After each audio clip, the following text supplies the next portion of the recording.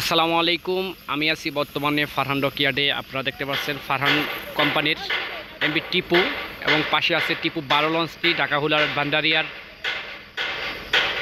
দ্রুতগামী এবং একটি পুরনো নৌযান, এবং সাথে আছে টিপু 6, বেশ পুরনো একটি নৌযান, বর্তমানে অবলিত অবস্থায় লঞ্চগুলো পড়ে আছে।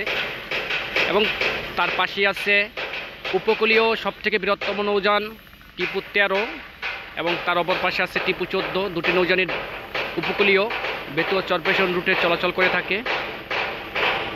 এবং তার অপর পাশে আছে রুটের রানীখ্যাত সুরভি 7 লঞ্চটি বর্তমানে সংস্কার কাজের জন্য সাগর ডকইয়ার্ডে আনা হয়েছে। লঞ্চটির ক্ষতিগ্রস্ত প্লেট পরিবর্তন এবং নতুন করে রং করানো হচ্ছে।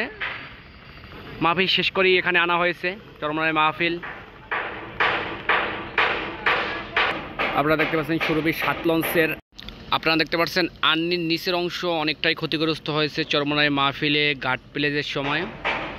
সেই ক্ষতিগ্রস্ত প্লেটগুলো নতুন করে রিপেয়ারিং করে রং করা হচ্ছে।